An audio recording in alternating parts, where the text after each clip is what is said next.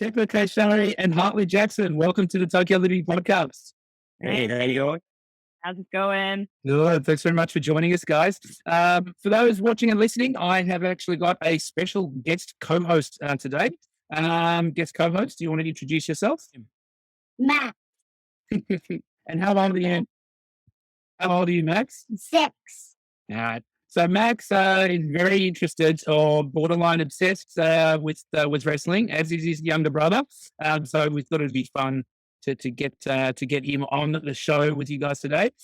Before we get started, I think Max, you have a message for Hartley. Is that right?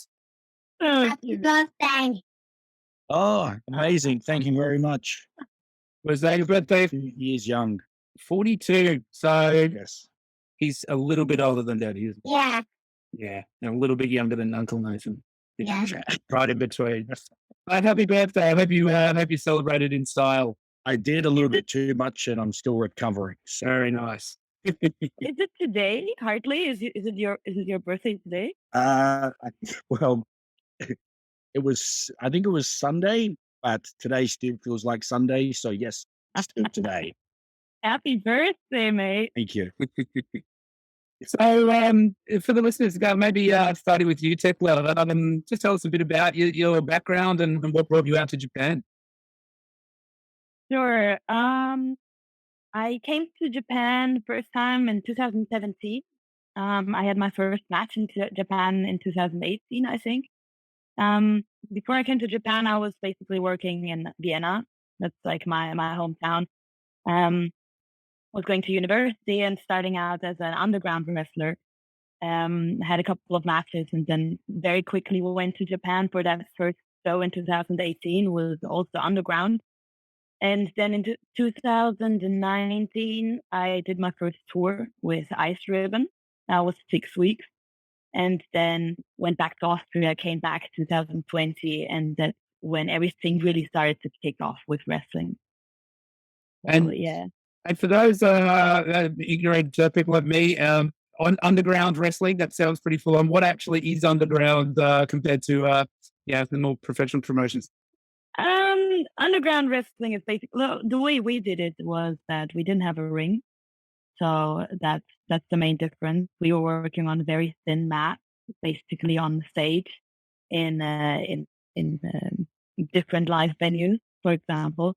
So that's the main difference, actually. Everything is a little bit more edgy, a little bit closer to the people, a little bit rougher around the edges, which I personally like. And I'm very happy that I made this experience. So I know the whole range basically from, basically started from the bottom and went somewhere in the middle. And now it's, the biggest ring when it comes to Joshi, like female wrestling, Yeah. So.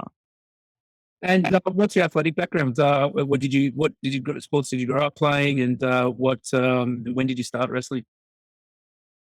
I did all sorts of sports when I was in school. I always loved sports. Started out swimming, then I did track and field, was running very fast, and I did Wing Chun, which is a sort of kung fu style. I did that for a couple of years, so that's my base. Yeah. And Hartley, so what's your story? Goes back a long time. I'd say I first started my pro training when I was 17, but I had my first match when I was 19. That was all in Australia. Then I traveled overseas 2004, 2005 to America and landed up in LA. That's where I got introduced to the Japanese style of wrestling because they had a training dojo based in LA. And then that's how I got my foot in the door to Japan. And I first came to Japan in 2006. And then I've been a regular every year pretty much since then. Why did you decide to become a wrestler? It's all about that sweet money. No, it was something I was really passionate about when growing up. I loved entertainment, I loved sports, and pro wrestling is the mixture of both. So really drew me in. So that's why I wanted to become a pro wrestler. Yeah. And what is the whole experience of doing it in Japan compared to the other parts of the world that you've done this in? Maybe starting with you, Hartley.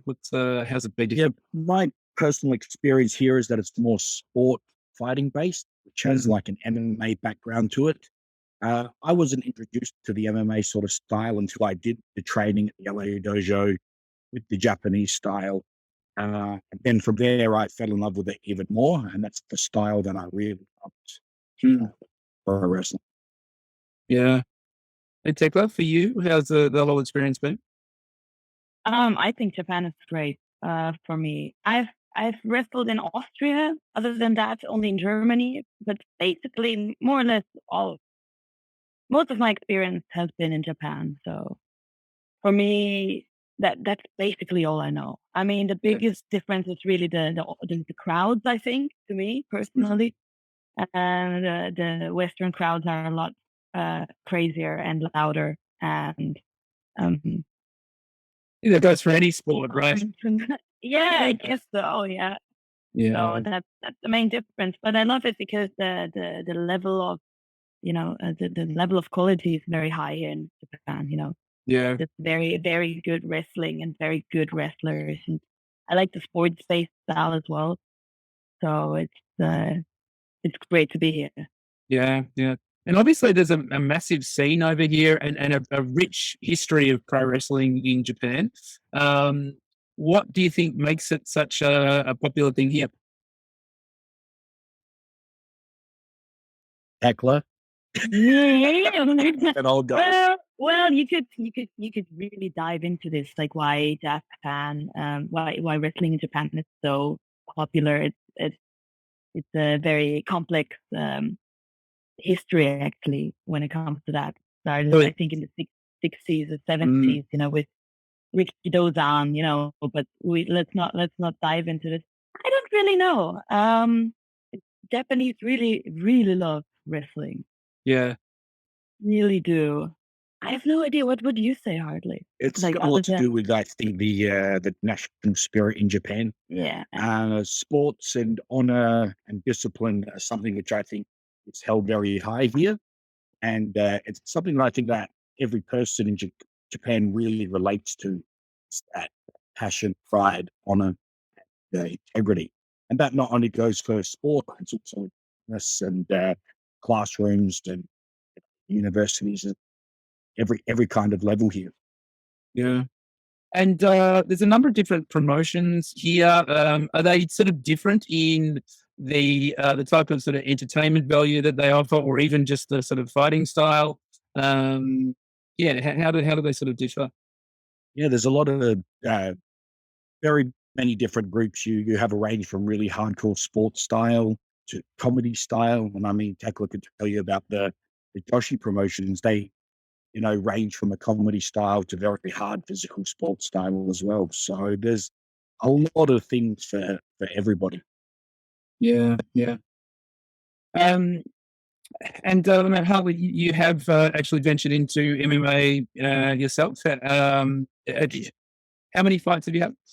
Yeah, I did one pro fight for Lethwei, which is a fighting style from Myanmar, which involves your 8 limbs of your fists, elbows, knees, your head, so you can also headbutt as well. Yep. Ungloved. As for MMA, I'm looking for more fights coming up this year. Even though I'm 42, I still believe, that's what I like about Japan is they still believe that you can go no matter what your age is. So I really enjoy that prospect. Yeah. As for amateur fights, I've had 5 amateur fights. Right. No, Lethwei is pretty brutal with those headbutts. I've seen a few fights. Well, my youngest son Archer actually scratched my nose up, and there was some talk whether I'd delved into some Lethwei fighting myself. But just my little baby's Wolverine claws that grow back 2 days after cutting them. Don't actually scratch you too. And how does the training differ from the training that you do for pro wrestling compared to MMA? I think here in Japan, there's really not much difference at all. I think everyone kind of starts with that MMA background here. And then it's a lot of MMA fighters that move to the pro wrestling. Yeah. And it's not rare to see pro wrestlers move to MMA, but everyone's pretty much come from a judo, karate, or sporting background here that complements mixed martial arts. Yeah. What made you so strong? Yeah, you can go first, Thekla. No, I want to hear your answer. Yeah, it took a long time to get strong, and when I left pro wrestling, I was actually quite skinny, and then through the first probably 5 or 10 years, I remained probably around about 85, 90 kilograms. Oh, It wow. wasn't until I started my own gym, my own dojo training, that I really upped my intensity of weights and training, because I was there 5 and 6 days a week and really applying myself to do that. Yeah. I grew to this monster you see here today. Yeah, I know. You sort of posted on your social media last week. You sort of tipped the scales at 137 kilos, which Yeah, well over 300 pounds in freedom units. So it's pretty impressive physique.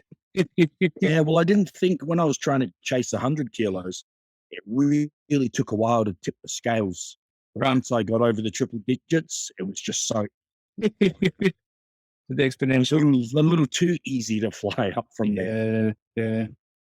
And so what for both of you, what does your sort of training schedule look like? And also the other stuff, I know we tried to schedule this call a couple of times, and both of the occasions you had a press conference, Thekla. So obviously there's a lot of media commitment involved as well.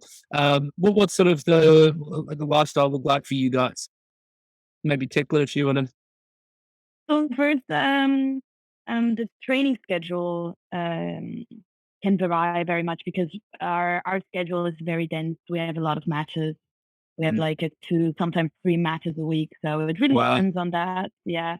And especially, as you said, with the media coverage as well, there's just every day something's happening. So it depends on that, but I do try to hit the gym at least twice a week. For sessions that can go from 1 hour to like 4 hours. It just depends on what kind of mood I am. Yeah. I'm in, and sometimes I go to the gym even 3 or 4 times a week. So it's really up and down. And yeah, Yeah. so that's that. And what's your schedule look like, Hartley? Well, now it's pretty easy, and I'm just recovered.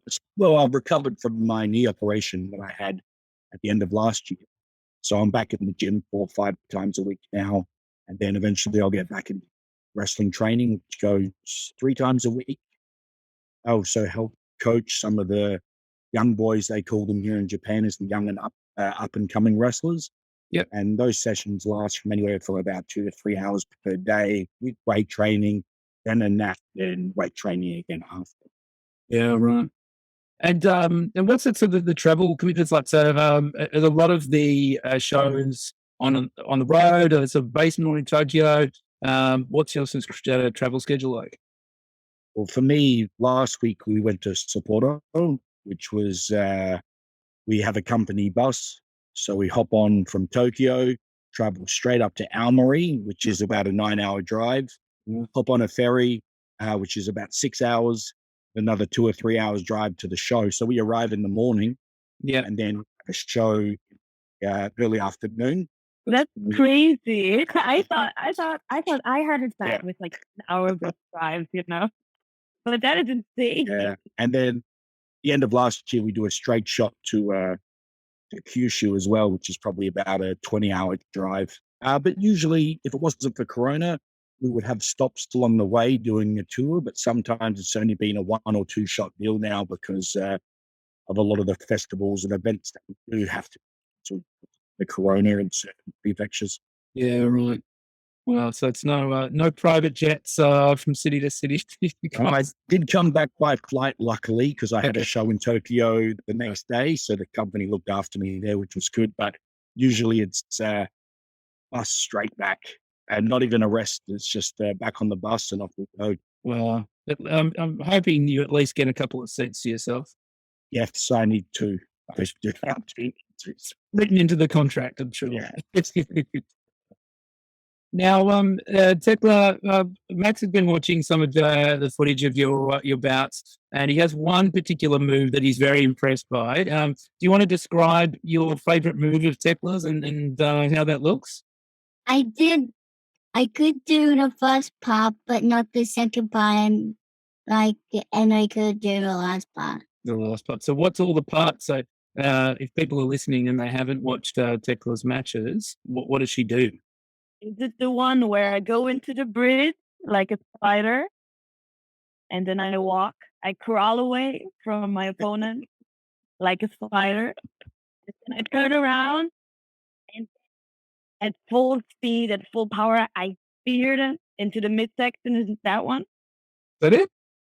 It is, right? Yeah, that's exactly how he described it. Yeah, no, I think he wants to know how you practice for that, because like you said, he can do bits of it. Oh man, that is a very difficult move to do. Well, we saw the spear was quite impressive when we saw them playing the other day with all that energy. Yes, with all that energy that we want. Yes. Yeah, that was insane. But no, the spear part looks already pretty good. It's really just the turn that is so difficult. Like, I have done this move since my debut in 2017. I think that's sort of like, I've done it a lot of times. I've practiced it a lot of times. But when it's just the bridge, of course, many people can go into the bridge. Then the next difficult thing to do is walk in a bridge. It's basically, you just have to kind of practice, going left hand and then right leg and then right hand and then left leg, and then do that, back and forth. And then the next difficult thing is you have to sort of like flip your leg over to one side. It doesn't matter which one, So it's like from the bridge into the box, this is a little bit difficult. This takes a lot of practice. And then you have to get up fast and then go for the spear. So it is. I think that's why people like to watch it, because it's hard to do. Yeah, there's not many people who not many to try it. do that. Try once, never again. Is that helpful, Maxie? Do you think you can practice that? Yeah. Did you want to? You can do it. Yeah. If you put a lot of work into it, you can do it for sure. Start practicing. Okay. Did you want to ask Hartley what his favorite move is? What's your favorite food? What's your favorite move? Oh, I have a lot of favorite foods. If I explain what I like. But what's your favorite? That eats more than me. What? You eat way more than what I do. Yeah, I do. Yeah, I eat. Well, because you asked before how we became strong. That's my secret. I just eat all day long. If I don't stop, like, I have to tell myself to stop at some point. Otherwise, I would even eat a lot more. Like, that's how it's just, if you want to become strong, just eat until you can't anymore. You know what? Great to see. Do you know what your energy intake is like? It's Sebastian sort of crunched the numbers on how many calories you're going through a day. Yeah. So what I'm aiming for right now, because I try to cut right now. I'm aiming for 1,300, because that's what would be suitable for my size. But if I wouldn't care, I would go for 3,000. 3,000? Okay. And how much? But usually I go around like 1,800, 2,200. Yeah. Oh, really? Wow. Yeah. I eat a lot. So then back to the other half of the question, Hartley. What is your favorite move? To watch, it's the power bomb. Yeah, that's my favorite wrestling move to watch. Is lift them up, slam them down onto their back. And then the favorite one that I like is the top rope elbow drop. But now being over 300 pounds, that's a little bit more difficult. I can imagine. Without that hurts me. You mean? Yes. And Maxie, what's your favorite move? I don't know what it's called, Yeah. but I lift people up and then slam them down. That's always Yeah. good. Yeah. So maybe pile driver. That's pretty, Tombstone pile driver. Now, yeah. Put him up and Slam them down. And that's very broad when it comes to Yeah. What about the 5-knuckle shuffle? You like that too? Right? yeah, Yeah. No, I love one of my favorites. Not my favorite, it's one of them. who's your favorite wrestler, Max? John Cena. Of Maybe. course. He loves John Cena still. Fantastic. Good choice. Who's Alex's favorite? I don't know. Brock Lesnar. I think Oh, that's a good one. Who's your least favorite wrestler? Who told you like? Hey, I don't know. You don't know. You like everyone, right? That's good because there shouldn't be hate in this world. Exactly. So, are there any other sort of, I guess, crazy experiences that you guys have had, within the industry out here, or even in other parts of the world? Literally, probably nothing I can mention. Especially not in front of a 6-year-old. No, it's I guess just the lifestyle of living in Japan's pretty crazy. Obviously, a whole different culture that I'm used to. There's so many stories that I wouldn't even know where to start.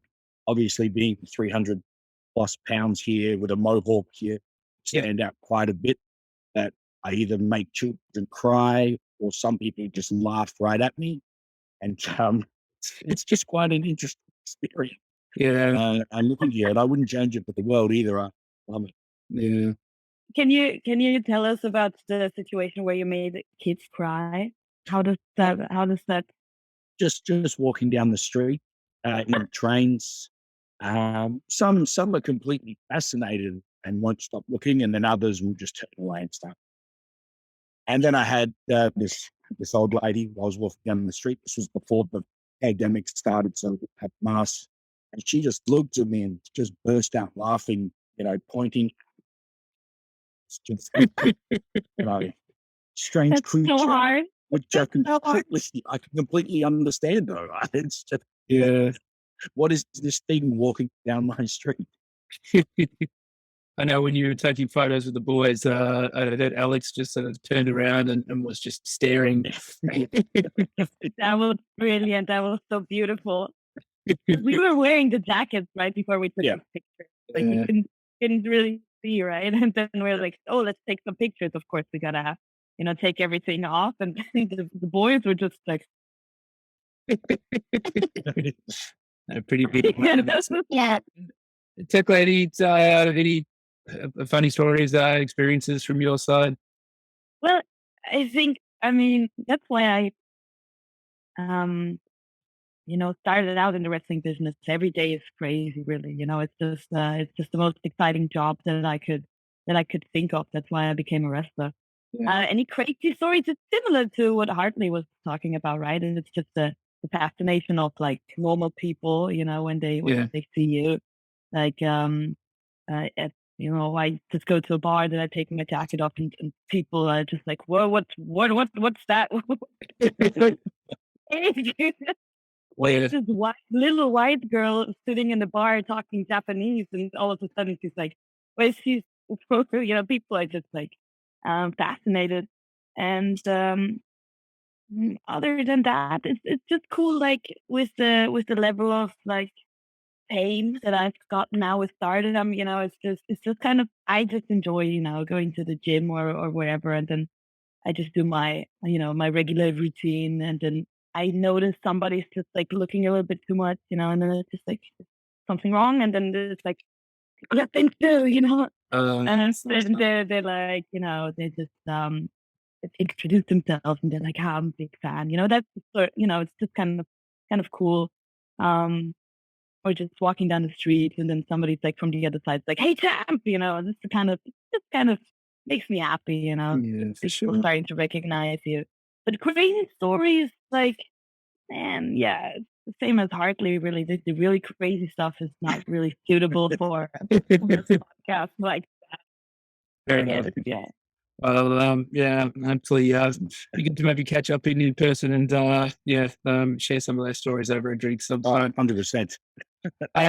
I guess, talking about sort of fame and stardom, if people want to follow you, where's the easiest place to follow? I guess, first of all, in the promotions, when are your events usually on and what promotion are you a part of? And then if you guys want to share some social handles or anything that people could follow. I'll go first because I'm the least famous one out of the two of us. But if you Google Hartley Jackson, you'll find all the information there, all my social media pages and everything. And my company here is 01, and right now shows are all over the place. So if you check out their website, it's 0-1.co.jp. Yeah. Awesome. Yeah, and for me, it's my company is called Stardom. You just Google them, and then you can see all the schedules. We're also all over the place, Tokyo, but also Japan, anywhere really. And you can find me as well if you Google me, Thekla, that's Thekla. And I'm on Twitter and I'm on Instagram. It's both as toxic_Thekla. So you can find me there. Very, very cool handle. And we'll put all your details and handles and things in the show notes. And then, Maxi, if people want to follow you, how do they follow you? You can follow me at YouTube on Max Japan. Yeah, so Max has just started his own YouTube channel, bilingual YouTube channel. So you can, if you want a little bit more insight into the life of this 6-year-old, then you can follow Max. It's a great channel name too, Max Japan. Awesome. Well, thank you very much, both of you, for coming on today. It was really cool to hear your story. And for having us. All the best for your upcoming matches. And hopefully we'll see you again in person soon. Definitely. Thank you very much. Good night, guys. Bye. Bye. See you, Max. Yeah.